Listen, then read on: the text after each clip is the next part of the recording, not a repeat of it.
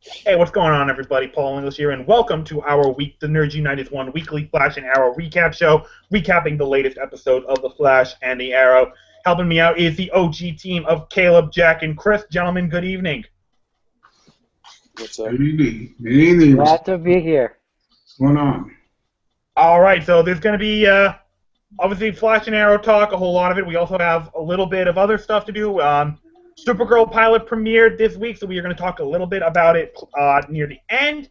And also, because we don't have a main show this week, we'll also be doing our monthly collection updates on this segment. But first things first, because Caleb was not able to join us last week, he has requested to briefly give his thoughts on the last week's episode of Flash and Arrow, so we will revisit them momentarily. Caleb, the floor is yours. Tell us what you thought about last week's episodes. Start with Flash. I was kind of bored. Really? Honestly, yeah. Last week's episode of Flash, I thought, for whatever reason, like a lot of people like the Rogues episodes. I really don't like them whatsoever. I don't find them like good at all. I don't know if that makes sense. Like it just, I don't know. Every episode after the mid-season finale last year, that I didn't like were the Rogues episodes. I just thought they were slow. I thought they were boring. I'm not saying that this episode was boring. I thought it was a lot worse than the first two episodes. I thought it was a lot worse. I really didn't like it all that much. I mean, it was okay, but it wasn't great. I mean, the storyline, was really messed up. I mean, you gonna plant a bomb on your daughter to make your son do something? I mean, like, who does that? Like, like me as a father, that doesn't seem real. You know what I'm saying? So that was crazy. Arrow was good. It was okay. The reveal at the end was pretty interesting. With Sarah. But overall, I definitely thought that it was a lackluster week for both shows. I didn't think they were horrible, but I wasn't too impressed. This week was much better though. Well, hang on a second, because you brought up something interesting. So let me ask you this. As a father, then, what did you think about Joe's predicament in this episode? Oh, I thought it was interesting that they kind of had that parallel, with like Joe being like the father of the year, and then Captain Coulson being like the world's like shittiest father. I love Joe. I love Joe West. He gives me the feels every time that him and Iris get him. The scenes between him and Iris are kind of good. They're kind of. I think that he carries like 90% of the scene, but still, the actor that plays Joe is so good. I love this. I hope he doesn't die. You know what I'm saying? Like, I hope he doesn't die. But yeah, I thought he was great, and I thought that his scenes were really powerful. Yeah, I wanted to bring this other thing up with you, because last week, me, Chris, and Jack, we were completely blown away by, like, what we consider the most shocking moment in the whole episode, and that was when Joe confronted Iris about the truth, that Francine was her mother, she was a drug addict, abandoned us and all that. And we were all like watching that moment with like bated breath to see how Iris would react to it. And we were all stunned by how well she took it. You could see she was pissed off, but she wasn't like overblown, like, how dare you do this? Wasn't whining and bitching. Like, I know you've been hating on Iris harder than any of us. How shocked were you that she actually had like a good moment? Like, probably her best moment ever. Well, it just shows that the character's evolving, I guess, Like, she wasn't whiny about it, like, oh my god, how could you do this? I'm never going to talk to you again. No, it was, like, let's go, okay, I get it, I'm not mad at you, I understand why you did it. I thought it was a great moment, and like I said, Iris is getting better. Not saying, like, which is good, because she couldn't get any worse than she was last year. So we're moving in the right direction, especially with this last week's, like, with this week's episode was, she took a big step forward in my book. So. I would have to disagree with you a little bit, but we will get into that later on. So anyway, let us talk about this week's episode. I'm starting with The Flash. Overall, I did think it was a very solid episode. Although there was kind of a soap opera feel to it, a lot of family drama and all that. That can take. I mean, I don't mind a little bit of that, but that's like the main focus of it. Like that can be a little boring at times. But definitely well done. Firestorm, Evolution. The big reveal at the end was like, oh my god. We'll get into it, but overall, yeah, very kind of a boring episode. The whole soap opera feel to, but still an enjoyable episode, I thought. Caleb, what about you? Overall thoughts before we get to specifics. I mean, I thought this episode was great. I mean, I really enjoyed it. I mean, I liked a lot of the reveals. I mean, the Wally West reveal. Like, are you joking me right now? Like, hello. They haven't really done that officially yet. Oh, come on, though. I mean, come on. She had a son, 8 months. I mean, come on. But anyway, that was awesome. That was like my favorite moment of the episode. I almost jumped out of my seat when I heard that. Still haven't seen it. And yeah, I mean, it was great. And overall, I really liked it. I love the new Firestorm. I thought he fits really well.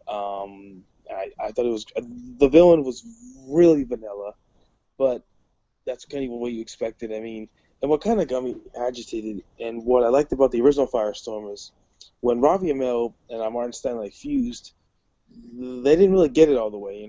There was a lot of kinks to work out. But this Jackson guy, I mean, shit, they fused, and it's like, boom, I got it, no problem. It's like, whoa, okay, I guess it's not as hard as it looks. So, but overall, great episode. I really enjoyed it. I overheard what Gretchen said. Your microphone's pretty powerful. You know that, right? Yeah, I know. So just letting you know, I heard what she said. She needs to get. Well, she was really sick on Tuesday, so and we usually watch it together. So, I actually didn't watch it on Tuesday night. I watched it Wednesday when I got home from work. I watched it on the CW on our tablet. She didn't want to watch it when I was watching it, but I had to watch it for our recap show. So I really wanted to watch it. Jack messaged me and said it was a really good episode. So I just had to jump on it so bad. So don't worry. I only saw it today. I mean, yeah. My Thursday things. Yeah. All right, Jack. What about you? Overall thoughts on this episode of Flash? I really liked it. The ending. I can't wait till we talk about it. I'm really liking the Patty and the Barry thing, and I think Joe and Barry had a great scene when they're talking, and and he's like, "What is it about it with my daughter and my partner?" And he's like, I like her, but he's like, what? And he goes, she's not Iris. And, yeah, that was a good scene. And Joe's like, she's your first love. That doesn't mean you shouldn't try new things, which I really liked. Yeah. All right. And, it's always good to see Martin Stein on there, even though he wasn't doing so well. Yes. The villain was kind of like a villain of the week. It was like, aha! All of a sudden, now I'm a supervillain. Yeah, this. And then somehow he conveniently shows up at the place where the other guy works. It's like, okay. Yeah. Like, I've been looking for you. I just found you. Yeah, that was kind of strange. Like, how did he know where it worked? Like, that was weird. Is he just stalking people now? I don't know, but we'll see. All right. And then, of course, he has to go to the football field where the guy's accident happened. It's like, well, that's plot convenience for you. Man, football stadiums have a lot of electricity. I mean, those lights are bright. You ever never been to even a high school football game? Lights can be bright. You got to see the players. Yeah. But anyway, Chris, what about you? What did you think of this episode overall? Yeah, this turned out to be a really good episode this week. There was so many things going on during it. And of course, the search for a new person to merge with, Professor Stein. To find it. Of course, to find his other Firestorm half. Of course, the whole thing with Iris, the whole West family. Their whole situation. I thought the end of. I thought there was Cascade some really well done performances, especially from Victor Garber as Professor Stein. He's like he gets like one of the best in this episode. He gets like the best in this episode, you know. And still kind of surprised at the turn of Iris, especially when confronting her mother, of course with the reveal that she has this, they have a son, of course, who at this time is nameless, and I believe we all know who he is, yeah, and also, I liked Jax. I thought he was a great addition, fit very well into the core group, and also, of course, Patty and Barry and their continued interaction together. I They're love. so adorable, aren't they? I love Yeah, I mean, they got chemistry. I mean, already after 3 episodes, they have more chemistry than Barry and Iris had all of last season. Oh, I couldn't agree more. Absolutely. I hope they go on a date next episode. I really do. It's like date. Yes, and Well, he was going to ask her. Yes, date. And of course, because I like the end, with Fires, with the kill shark. Terrific. Dude, that thing was ugly. That was terrific effects work, by the way. Of course, the Harrison Wells Earth 2 has showed up, and it's like, that should be interesting next week. Yes, indeed. Yes, indeed. Solid episode all around. All right, well, let's get into a few specifics, and let's start with Jefferson Jackson. What do we think of this guy? Chris, I know that you already gave your thoughts when you gave the intro. Jack, what about you? What do you think of this new Firestorm partner? He was pretty cool. He was okay. I like that he kind of changed his mind and, started to get into the thing, like he could do other things. He could be a hero. So we'll have to see more of him to see where he goes. Caleb, what about you? Okay. While we wait for him, do you all think that this is going to be the Firestorm combination we see in Legends of Tomorrow when it debuts in January, or whenever it does? Yes, I mean, it wouldn't make sense if it didn't, because they left the Flash show, so I think they would just confuse audiences more if they go, okay, now in Legends of Tomorrow we have another Firestorm combination. It's like, yeah, it's definitely going to be this one. I mean, it would have been. I had to change the room because Gretchen getting the baby, so yeah.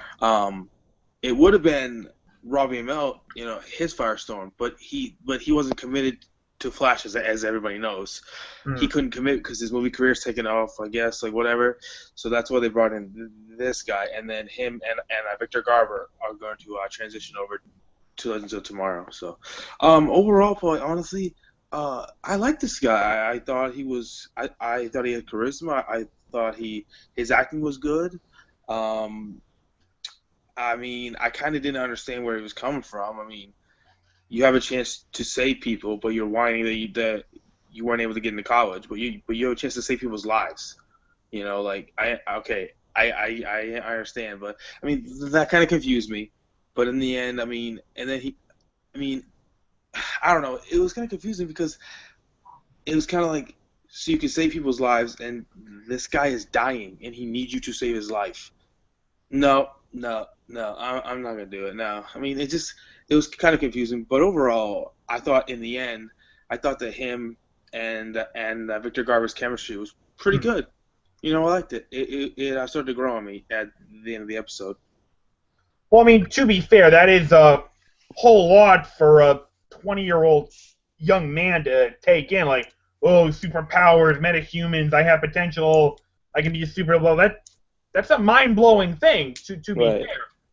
On that side note, Caitlin was like, wow, why are you so against this guy? Do you know him? What's the deal? That kind of threw me for a loop. I just think that she didn't think that he was good enough, because he didn't have, because he didn't go to college. He was just a regular mechanic. And then she looked at the Hewitt guy. Oh, he's a professor. Blah blah blah blah blah.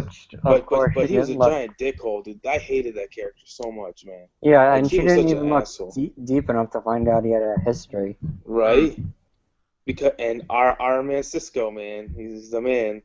finds out. I mean, oh, and one of my favorite moments involved Victor Garber at the end, like right before they went to Pittsburgh.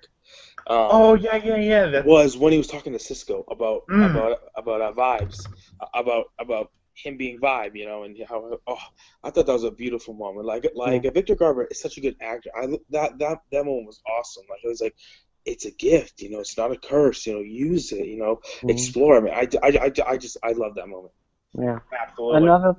Another thing I really liked was when they were asking everybody like, wouldn't you want to be a superhero? And Cisco's kind of like, eh. Like he kind of lies about it. I thought that was kind of funny. Superhero, I All thought right. that was great. Let's get to like the big story arc of this episode, which was Iris meeting her mother. I mean, everything that happened about. I mean, that was pretty much the main plot of the story. So I mean, the whole thing. Chris, I'll start with you on this one. Just the whole arc from the first meeting to the reveal that she's sick to the son thing. I mean, all of it. Just go for it. I mean, with the whole thing with Iris, of course, with her mother revealing to her that she is not necessarily near death. Yeah, she is near death. I mean, she is dying, but she's but she hadn't got long. I was kind of stunned. I was kind of stunned. How Iris treated her. Yeah, she's done some bad things in the past. She's done some things she's not proud of. And of course, I know she was reluctant to give her a chance. Especially of course, with the reveal that she has a son. I'm not sure what to make of it. I mean, maybe I don't know. It was too harsh on her. I mean, maybe I don't know. Maybe she reacted in the right way. I mean, yeah, she had. Yeah, she kind of react. She had. Her reaction was, I think, quite correct. Saying like, hiding about the fact that she had hiding about the fact that she had son. But I'm not sure. I mean, like I said, I'm not really sure what to make of this. Okay. It kind of is melodramatic in a sense. I know it kind of is soap opera-ish. I mean, I don't know. It's just like I may be taking a step backward. And to me, it kind of feels like the Iris that we've seen from last season. Because she has secrets of her own. I mean, of course, All right. Jack, what about you?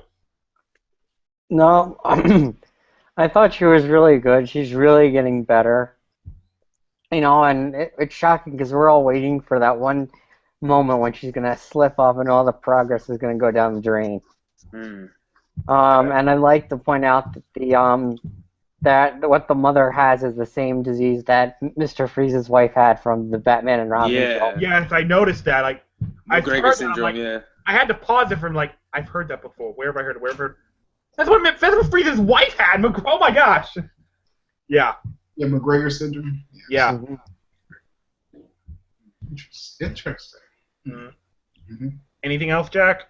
Not on that, but when Patty gives Barry the teeth to look into, and they go, it's a shark that walks on land. I'm like, they're not gonna do it. They're not gonna put King Shark on TV. That's not going to happen. Yes, they did. Look how smart I am. And then of course, he shows up, and I'm like, holy crap, he looks awesome. Really? I thought he looked ugly as hell. Like, good God, that thing looked hideous. No, but in a good way. For like TV wise, he looked awesome. Yeah. Like badass. I blame the CW's cheap effects, but anyway, Caleb, you're up. Talk to me about the whole Iris and Francine thing. I think it's really interesting, and I gotta say the writing of Francine is brilliant. Let me tell you why. The story device, the plot device of her having a disease that's gonna kill her in a year, convenient, serves two major purposes. One, it gives Iris a reason to actually get to know her mother. Look, she's gonna die, so you know what I'm saying. So so she is your mother. Get to know her. But the second most important, she's gonna die at the end of the season. So it gives them a way to write her out of the show, and they don't have to, you know what I'm saying, like actually write her out. Like she's gonna die. Like she has an illness. I think that's brilliant. I think that was a brilliant plot device to use. And I think the parallels are pretty incredible if you think about it. Iris has never met her mother. Joe has never met his son. So they're both going to spend the entire season, like, Joe getting to know his son, because Wally's coming. It was already confirmed that it is Wally West, obviously. Wally's coming. So when he comes in and he meets Joe, that dynamic is going to be so interesting to me because Joe is such a great actor. You know, the actor that plays Joe.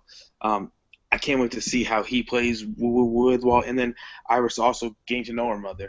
I think that the dynamic's pretty interesting, but I didn't really find it like soap opera. I mean, I just thought it was interesting. I thought it was a good way to serve the purpose. And anything that involves Wally West, I'm game for. So. All right. Yeah, what Iris's reaction when just how forceful she was, and like, I wish you well, but I don't want. We've lived apart for 20 years. Let's keep it that way. Like, I was surprised by that. I did not expect that to come from Iris. I'm like, I figured. So yeah, that was definitely real quick, Paul. shock.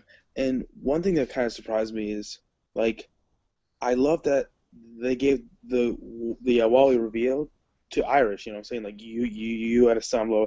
That showed her as a strong character, but last season's Iris would have started whining. Why weren't you there for me? Why didn't you do this? Blah, blah, blah. And that's understandable, but I don't want to see that. I want to see Iris as a strong character, and her being like, no, I did research. That's what I do, bitch. You know, like, that's how I took it anyway. That's why I said that she took a step forward to me, because it showed her as a strong character. Like, look, I did my research on you. I know this, and this. I thought that was pretty cool, and I definitely give her props for that. You know what? I agree with you on the fact she did take a step forward with that. Yeah.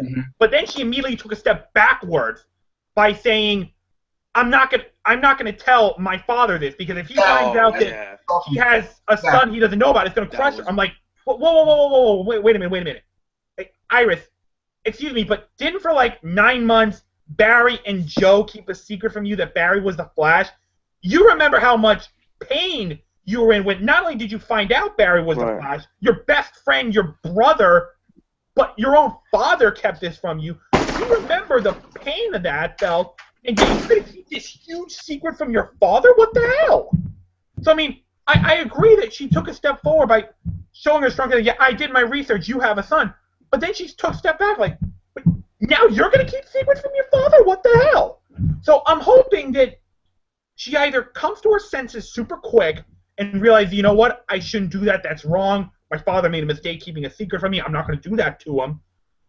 Or B, which is what may more likely, is she's going to tell Barry about Wally, and then Barry is going to convince Iris to tell Joe. But I really hope they don't drag this out for a long time, because that would really, really piss me off. I'm like, good God. She was doing so well. Iris was improving so much in these first episodes. To take a step back like that, just, come on, guys, really? So yeah, that pissed me off.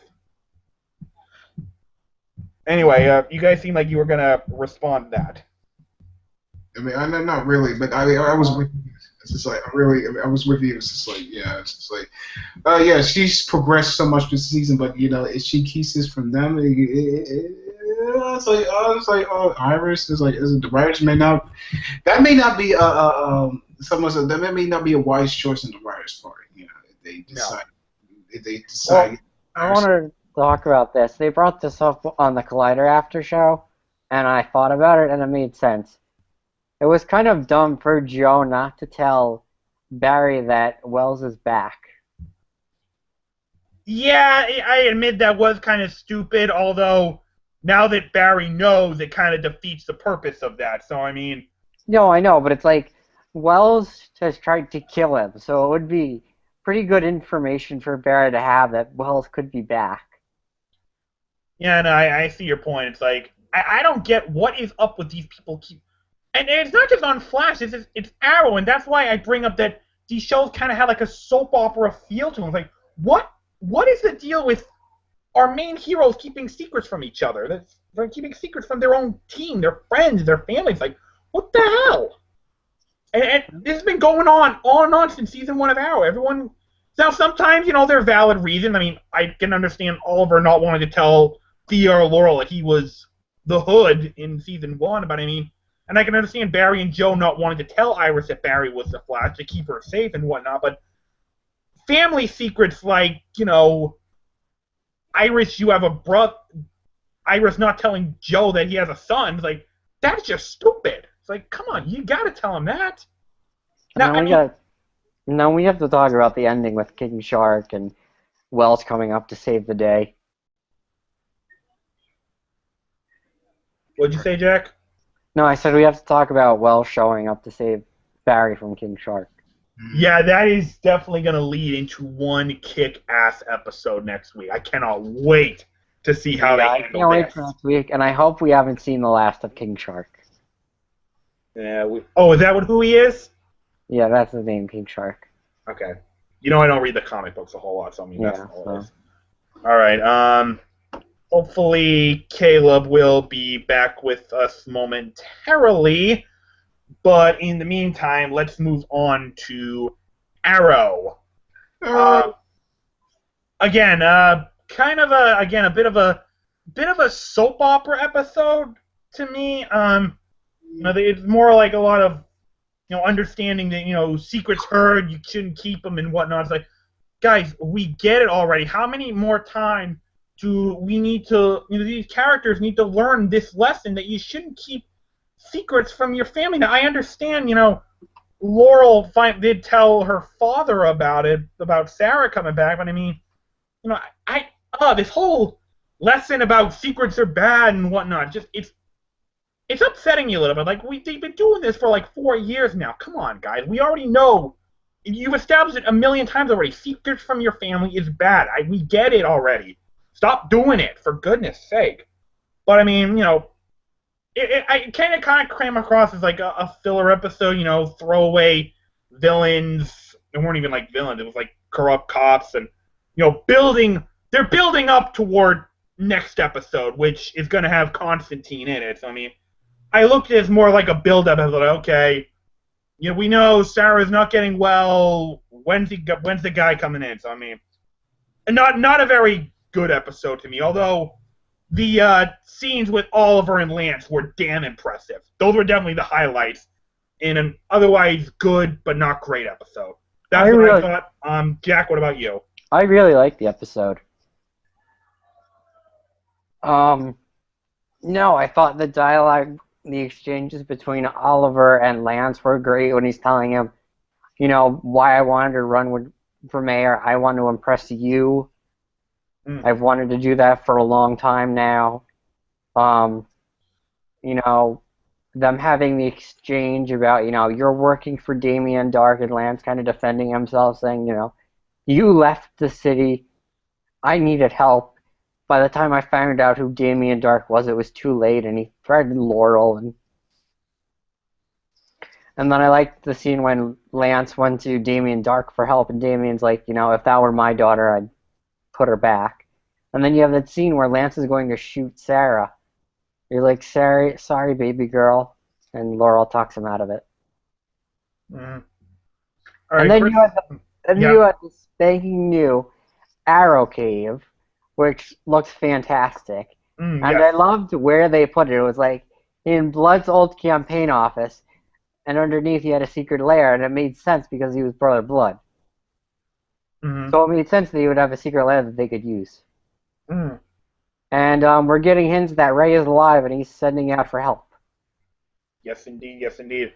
I hope they expand on that message a little more next episode. Anyway, well, Felicity did put in the password. Yeah, but I mean, we didn't hear the whole message, so I mean, I hope we get to hear the whole thing after this at some point. All right, Chris, what about you? What'd you think? This is, I felt really. This was a very good episode. I mean, a lot of things were on point in this episode. Especially it further developed the story and it furthered the arc of Lance infiltrating Dark's forces. Especially, The acting was pretty solid, especially certainly several actors, in this episode, Stephen Amell and Paul Blackthorne being among them. I like I like how I love the explanation how Lance was in League of Dark the whole time. Him believing to be this, shining beacon of light, but it turns out he's very dark and dangerous and has nefarious plans for the city.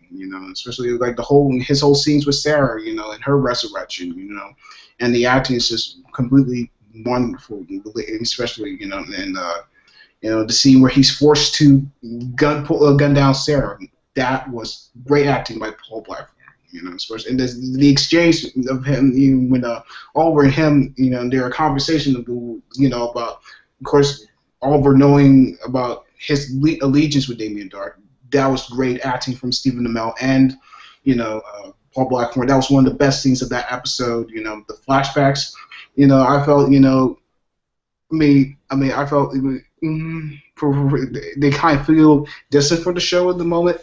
But I feel that they could lead up to something bigger along the horizon. I like the scenes with Felicity and Curtis, especially Curtis. Curtis and Felicity and talking about Ray.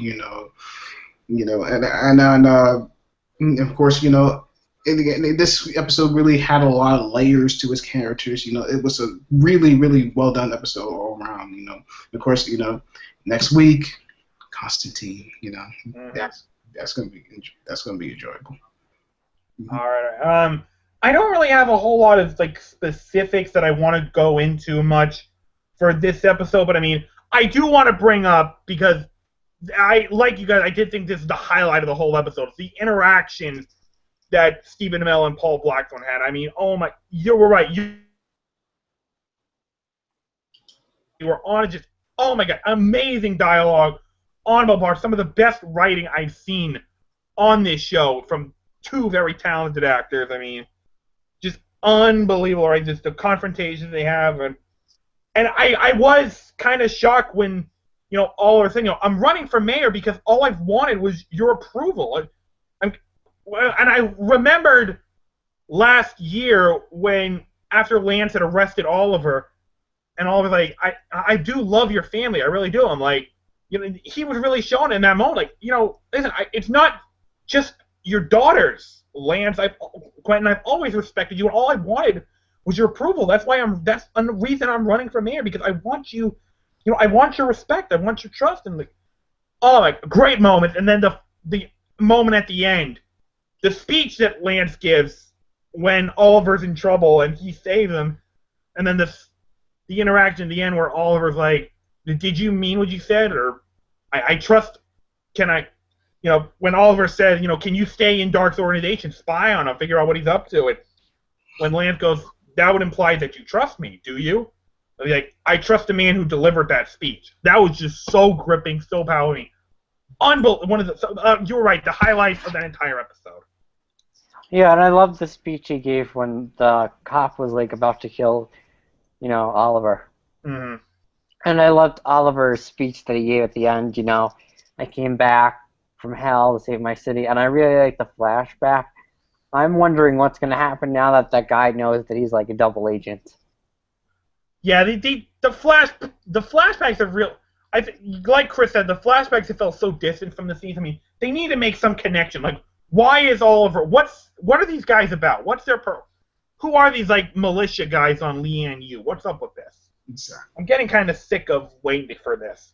Exactly. I think it has something to do where he learns about mysticism and stuff. I think that's where we're going to learn about it, maybe. That would be my guess. I mean, he may have been on the island, more than once, and maybe probably bumped into John Constantine along the way. Maybe been on the island. I'm not really sure at this point. It's we'll see. And I thought it was cool that the canary used her canary cry.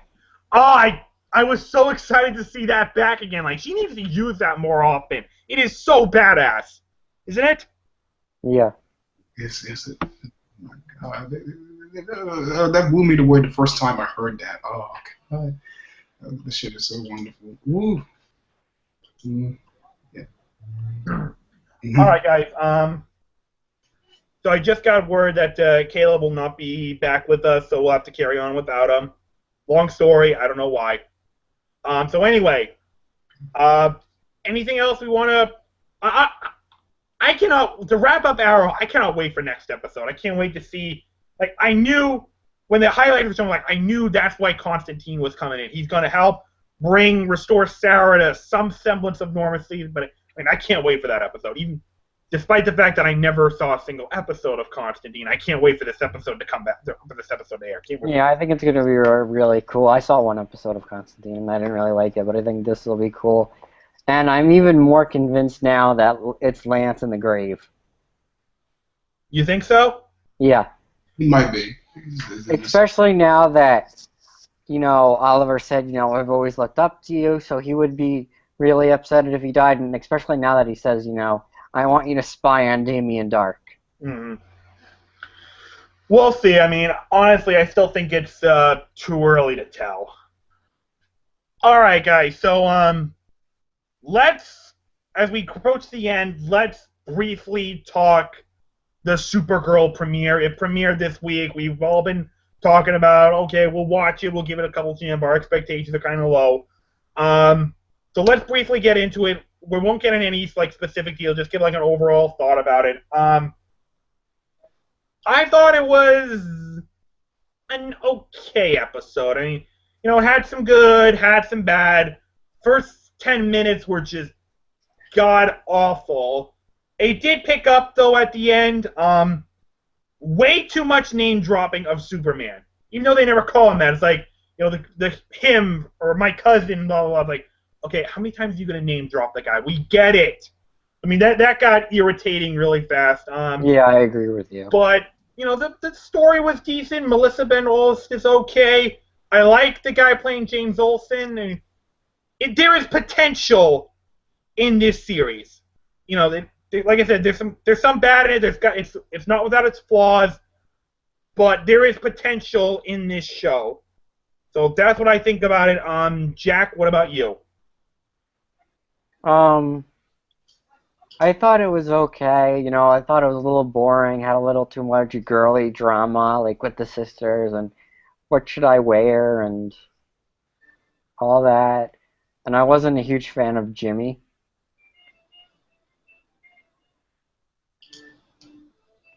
He didn't feel like the Jimmy I knew. He was all muscular and confident, and that's not Jimmy. Well, you're right. It's not Jimmy. It's James. Right. This is not Jimmy Olsen anymore. It's James Olsen. Same person. Yeah. And, her boss was really annoying. Mm. And anything else, or? No, it was okay. I don't know how many more episodes I'm going to give it, though. All right, Chris, what about you? It was a decent episode. It was okay. It wasn't, that bad. It wasn't that bad. It wasn't as, the initial reviews, when people watched the pilot, they were kind of, I don't know about, I wouldn't say tearing it apart. They were, so this, people weren't overly impressed, with this sort of thing. With this pilot, But I thought it was a decent pilot. I thought. It's Olive Garden's 20th anniversary of Never Ending Possible, so we're celebrating by offering. Okay. I do love that Never Ending Possible sale. Now you're making me hungry, Chris. Damn you. Yeah, Melissa. No, I felt that Melissa Benoist was really well cast. As this character. She has the kind of the charm. The funny, the humor, the funniness, the humor, the wit, and and it's just although she's just wonderful. She gave a wonderful performance as this character, and she really brought a lot of levity to it, and this was. She reminded me of a cross between Barry and Felicity, I don't know how to feel about that, to be honest with you. Maybe. I mean, she did kind of remind me of Christopher Reeve's, performance in the original Superman movies. And there were several nods to those incarnations of the character. So, but yeah, I thought, some of the characters, characters were okay. I thought, the sister was okay. I'm not too much, I don't know about too much. I'm not too keen on. I'm not too keen on. I think it's Win Scott. I think it's Winslow Scott. I think not Winslow Scott. Shit. The head of the military base. No. Oh shoot. When the character. Oh shoot. No, that was Hank Henshaw, who is Cyborg Superman in the comics. Not him. The guy who had not. Of course, I'm thinking of Toy Man. Oh yeah, that the guy who helped Kara pick out her suit.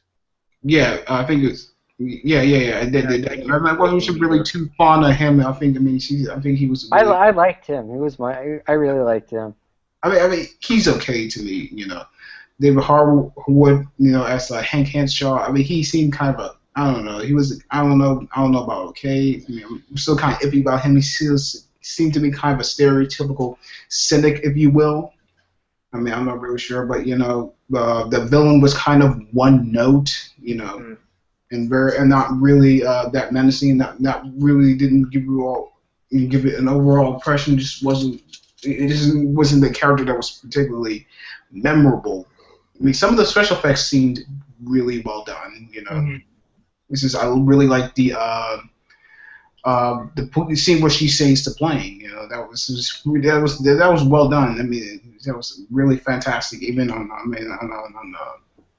the television budget. And of course I didn't really like Callista Flockhart as Cat Grant. She seemed kind of irritating. She kind of reminded me of the character from The Devil Wears Prada, the Meryl Streep character. I wasn't too floored with the scenes that she was in. But it seemed kind of choppy at times. It still felt kind of rushed. But it did have its decent moments. I enjoyed it all around. Hopefully, it does seem like it has some trouble getting its footing, but I believe it'll be. But I believe.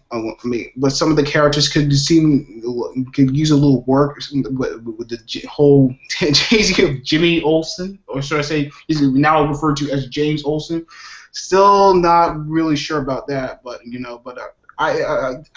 this show definitely has a chance. It definitely is a lighthearted show, more lighthearted show than some of the shows we have, some shows that we have, in the superhero genre. It seems promising, real quick before I get to the final note on Supergirl, Cat Grant, who's like the head of the media mogul, isn't Wildcat's identity Ted Grant? Yes.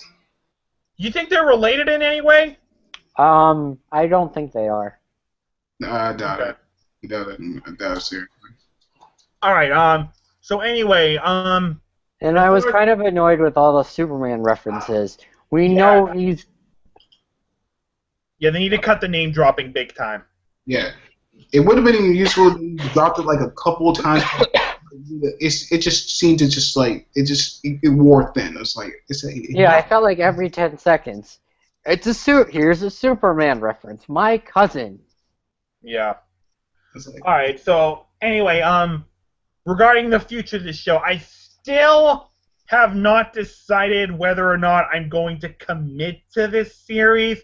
I still need to be impressed a little bit more with it. That being said, I will be watching episode 2 next week.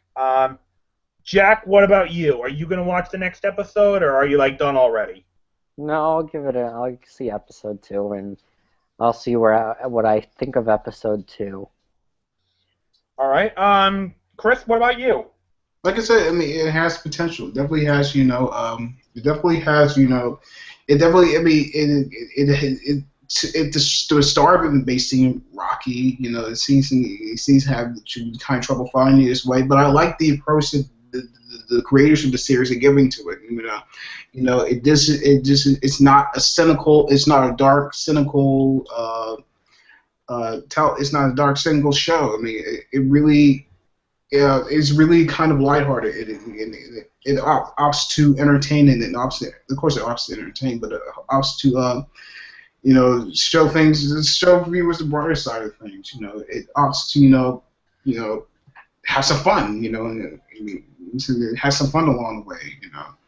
I mean, there are some substance. There may be some substance to the stories. Like I said, it seems kind of clunky. But it's definitely a colorful, show. I mean, hopefully it will progress, in terms of quality. But like I said, I'm hoping for the best. All right, so to be continued on Supergirl, future edition or recap, we shall see. Too early to tell at this point. All right, so let's wrap up this show with our monthly collection updates because we do not have a main show this week. We're going to do it on this show. So. Chris, do you have anything you want to show off that you got this month?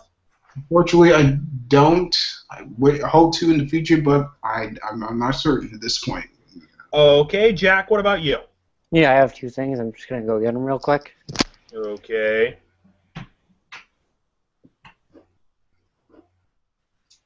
Your collection updates. Let me guess. More great deals from Best Buy, I guess. Perhaps. Yeah, I got some, you could say I got some stuff from Best Buy. Walmart, perhaps? No, nothing from Walmart. All my stuff is from Best Buy this month. All right, Jack, what do you got? Okay, I'm back. Two things I have, they aren't new per se, but I got them autographed. Can you guys hear me? Yes. Yeah. Okay. One is from Christopher Daniel Barnes, who voiced Spider-Man in the old 90s show.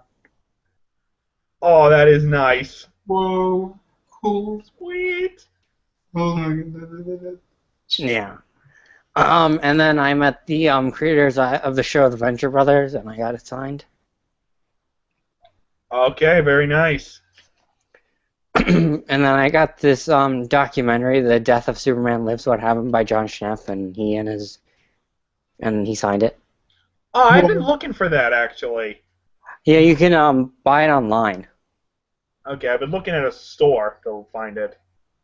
I don't think they sell it in stores, though. I think it's like only online. Maybe. Bullshit. No, it's only online. You have to go to thedeathofsupermanlives.com. Yeah, that's bullshit. Put it in a goddamn store. Put it in a fucking brick and mortar store. I am so sick of online exclusive. It's bullshit. I want, when I buy something, I want it now. I do not want to wait 3 weeks. After I pay for something, I want it. Ugh. Anyway. Or you can buy it on iTunes, I think, or something like that. Anyway, yeah, I've been looking at it myself. Come on. Did you get anything? Yeah, I was just about to show off the stuff I got. I had myself I got a decent haul this month, so I'll show off what I got. First thing I got, Jurassic World Blu-ray in this very nice little collectible steel packaging. Very, very nice. There's also a promo going on at Best Buy. You got a free T-shirt if you bought that, which I'm sporting right now. Oh, cool. I also got, next up I got Tremors 5 Bloodlines. I watched this on Netflix the week it came out, and I really enjoyed it. Lacks the humor and charm of the original, but it's action-packed, decent story. Michael Gross is cool as ever, and then, of course, the graboids and ass blasters look better than ever. So, I mean, still not as good as the original, but hands down the best of the sequels.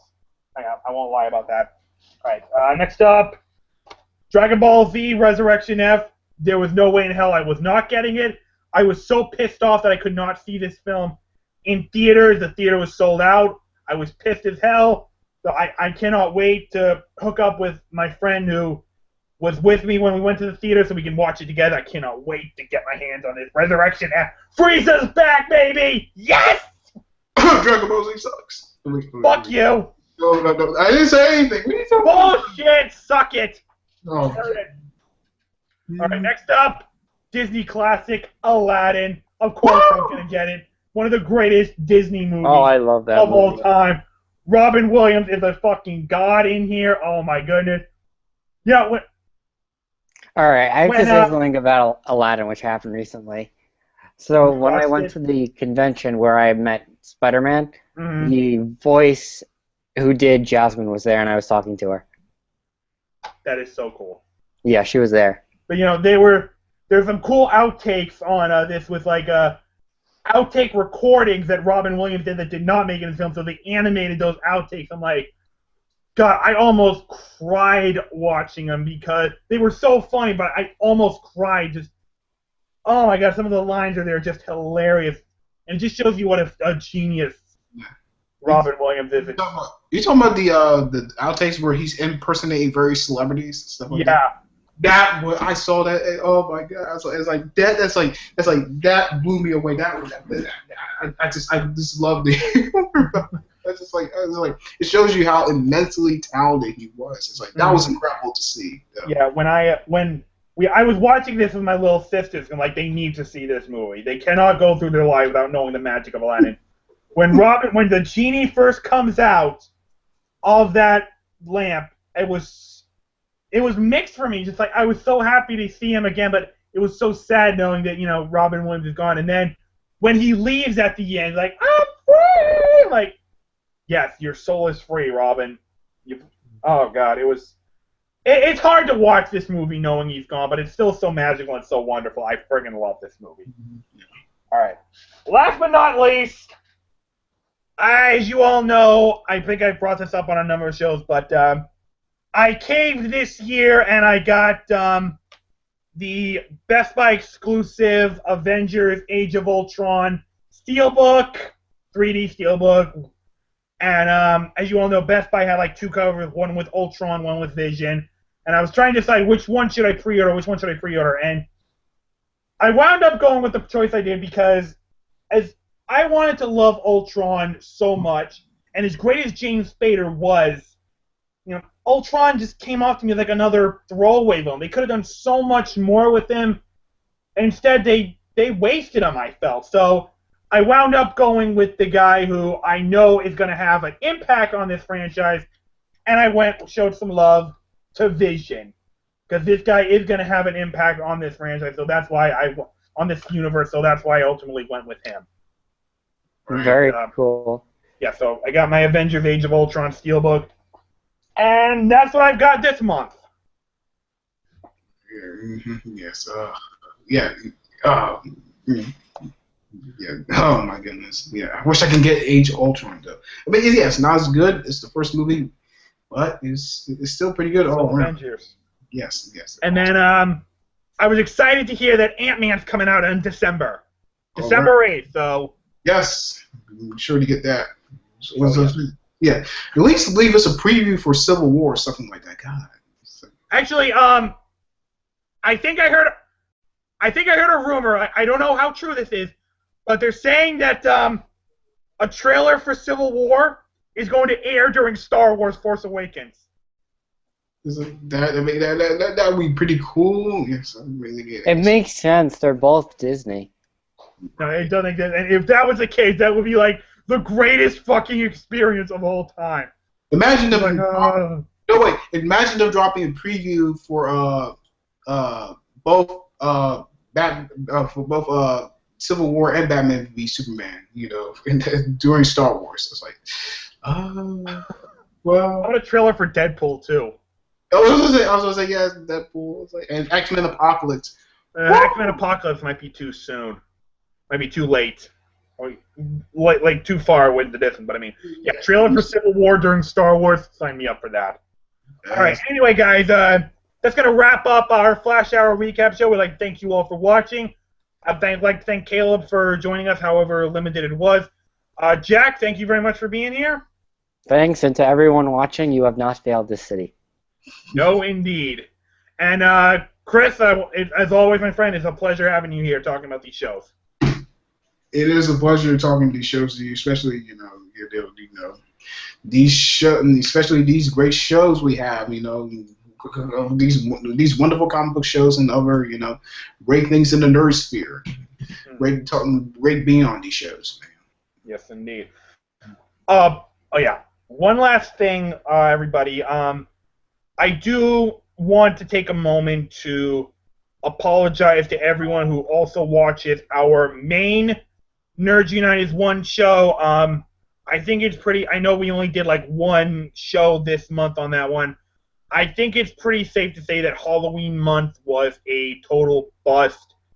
It was something that was not very well thought through, and I apologize for lack of shows. I promise you we will be back stronger than ever next month on our main show. We have Saga Anthology Month. We got 5 episodes coming out in the month of November where we're going to be talking about various film sagas and all that stuff. And our first one being, we are going to be talking the Terminator Anthology, the first 4 Terminator films.